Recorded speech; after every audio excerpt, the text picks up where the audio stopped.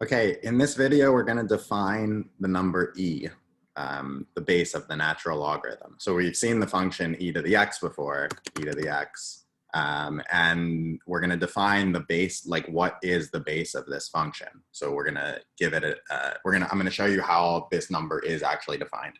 So to do that, we're going to look at exponential functions. Okay, so exponential functions, not necessarily with base e. So I'll look at an easy one. Y is 1 to the x. So that's sort of a trivial exponential function. It's just a flat line. But when I start making the base bigger, it becomes more like the exponential functions we know about, right? So it kind of has the right shape. So this is 1.1 to the x. Let's do y as 2 to the x. Let's do y as 3 to the x. Let's do maybe one more, y is 5 to the x.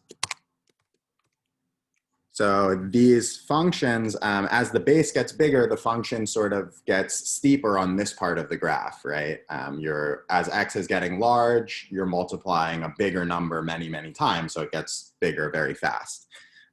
One thing that these graphs all have in common is they all go through the point 0, 1. So if I take 1 to the 0, I get 1. If I take 5 to the 0, I get 1. If I take anything to the 0, anything non-zero at least, I get 1, right?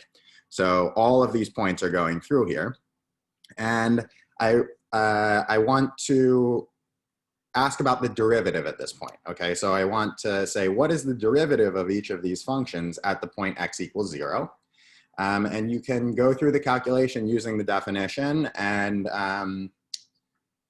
you'll be able to see that it comes to a limit that potentially exists, and it does exist, and you won't be sure what this limit is. Okay, so you'll look at it and you'll say, okay, I'm not sure what this limit is. But we can try to estimate it graphically, right? So like if I look at, let's say, just the simple one, 1 to the x. Well, this one is easy. The derivative is 1, right? The function itself, or sorry, the derivative is 0, this one, because the function itself is a flat line, right? So the tangent line is horizontal, and so the derivative is 0. When we look at 1.1 to the x, I don't know what it is, but it's bigger than 0, right? So the derivative is positive because this function is increasing there, right? So it's some positive number. And it looks like it's going to be, it looks like it's going to be a number that's less than 1, right? Because it's going to be a lot less than 1, actually, right? Because if I look, so let's look between x is 0 and x is 0.1. The function goes from 1 to this like 1.009. So if the slope was 1, it would roughly increase in y the same amount it's increasing in x, right? So it might come up to around here if the slope was around 1. So it looks like the derivative of this one at 0 is much less than 1. Maybe it's like around 1/10 or something like that.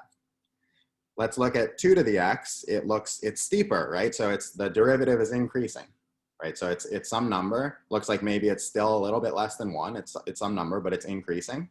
And as I make the base bigger, the derivative at 0 increases, right? The functions are getting steeper as the base gets bigger.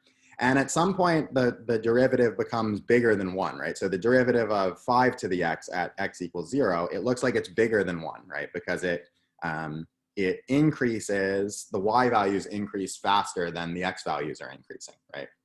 So somewhere in the middle, so what I'm going to do is now graph a general function, y is b to the x.